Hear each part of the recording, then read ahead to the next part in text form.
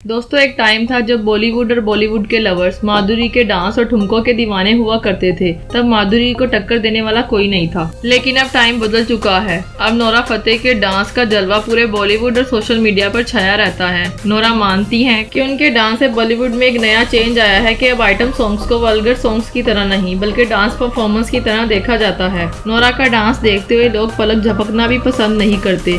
Nora का dance, Nora की flexibility, मासूमियत ही है जिससे उनके करोड़ों फैंस बन गए हैं। लेकिन नोरा ने बॉलीवुड में अपना नाम बनाने के लिए बहुत ज्यादा संघर्ष किया है। इस वीडियो में हम नोरा के बेस्ट डांस से लेकर उसके बॉलीवुड में संघर्ष करने तक की सारी बातें डिस्कस करेंगे और उनकी लाइफ से जुड़ी भी बातें जानेंगे, तो वीडियो को एंड तक जरूर देखिएगा। नोरा फतेही का जन्म 6 फरवरी 1992 को टोरंटो में एक अरेबिक फैमिली में हुआ। नोरा की मां भारत की मूल निवासी है और शायद उनकी मां की वजह से ही नोरा का ध्यान बचपन से ही बॉलीवुड मूवीज की तरफ रहा है। नोरा ने अपने बचपन की पढ़ाई टोरंटो के एक सेकेंडरी स्कूल से की। नोरा स्टडीज में बहुत अच्छी थी और साथ ही साथ नोरा को बॉलीवुड मूवीज देखने का भी बहुत शौक था।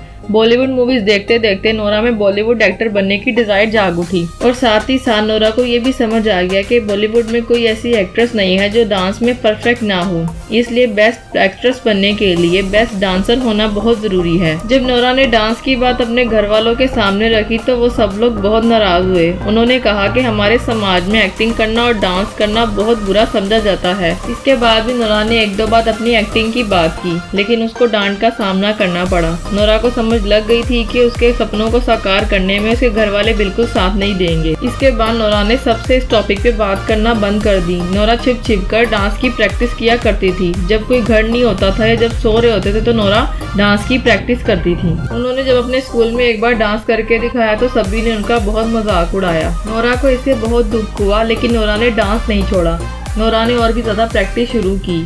उन्होंने अपने सपनों को साकार करने के लिए जिस कदर दीवानगी से काम लिया, आज उसी का नतीजा है कि नोरा के करोड़ों फैंस हैं। कुछ समय के बाद नोरा हाई स्कूल में आई। हाई स्कूल में आने के बाद नोरा ने एक डांस कंपटीशन में हिस्सा लिया और इस कंपटीशन में उन्होंने कमाल कर दिया। उनके जो दोस्त नोरा के डांस को देखकर मजाक उड़ाते थे वो लोग हैरान रह गए।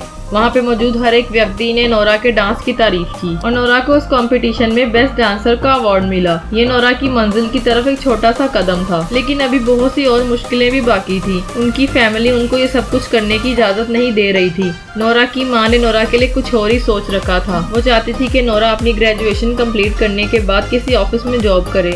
नोरा की स्कूल खत्म होने के बाद उनके आगे बहुत सी मुश्किलें आईं। नोरा के पेरेंट्स की आपस में लड़ाई हो गई और उनका डिवोर्स हो गया। डिवोर्स के बाद सारी जिम्मेदारी नोरा के कंधों पे थी, इसलिए नोरा ने एक रेस्टोरेंट में वेट्रेस की जॉब कर ली।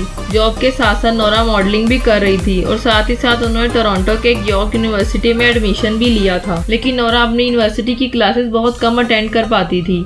उसी दौरान नोरा ने छोटी कंपनीज के साथ फोटोशूट किया और इंडिया की बेस्ट कंपनीज में अप्लाई किया। नोरा के इंडियन लुक वाले फोटोज एक कंपनी को बहुत पसंद आए और उन्होंने नोरा को हायर कर लिया। ये बात 2012 की है, जब नोरा पहली बार मुंबई आई। मुंबई आकर नोरा को लग रहा था कि वो अपने सपनों के बहुत ही करीब हैं, लेकिन यहाँ आकर नोरा के साथ धोखा हुआ। मुंबई आकर नोरा को कई विज्ञापन करने को मिले।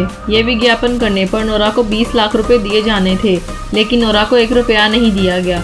पैसे ना मिलने से ज्यादा नोरा को भरोसा टूटने का दुख हुआ। उसके बाद नोरा ने ये एजेंसी छोड़ दी। फिर वो फिल्मों में ऑडिशन देने लगी। ऑडिशन देने में भी नोरा को बहुत ज्यादा मुश्किलात आ रही थी, क्योंकि नोरा की हिंदी ठीक नहीं थी। नोरा रात रात भर जाकर अपनी लाइनें याद करती थी, लेकिन फिर भी हिंदी ठीक ना होने की वजह से नोरा को रिजेक्शन का सामना करना पड़ता और बाजुकात तो मजाक का भी सामना करना पड़ता। नोरा को समझ आ गई थी कि हिंदी सीखे बिना नोरा को चांस नहीं मिलेगा, इसलिए नोरा ने हिंदी क्लास और एक एक्टिंग क्लास ज्वाइन कर ली। समय के साथ साथ नोरा की मेहनत रंग लाई और नोरा हिंदी में अच्छी हो गई। नोरा को पहला ब्रेक 2014 में एक एडवेंचर फिल्म में मिला, road tiger of the Sundarbans, लेकिन ये मूवी बॉक्स ऑफिस में फ्लॉप रही, इसलिए नोरा की कोई पहचान नहीं बन सकी। लेकिन नोरा ने अपनी स्ट्रगल जारी रखी। नोरा को बॉलीवुड मूवीज में काम नहीं मिल रहा था। फिर उनके एक दोस्त ने एडवाइस दी कि तुम्हें साउथ इंडस्ट्री में ट्राई करना चाहिए।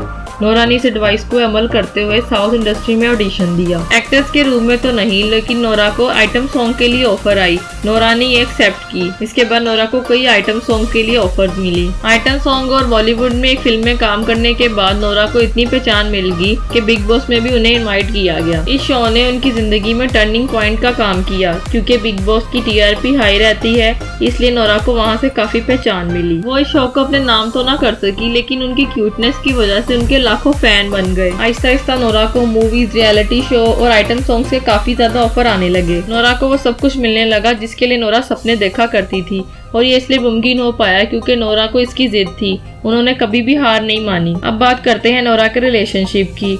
एक टाइम में नोरा और एक्टर अंगद एक रिलेशनशिप में थे। उनके चर्चे सोशल मीडिया पर काफी हाई में थे। लेकिन जब अंगद ने एक्ट्रेस नेहा धोपिया से शादी कर ली तो उन्होंने एक इंटरव्यू में बताया कि वो अंगद के साथ रिलेशनशिप में थी और अंगद की शादी से उन्हें गहरी चोट पहुंची है। ये समय नोरा के लिए काफी कठिन था।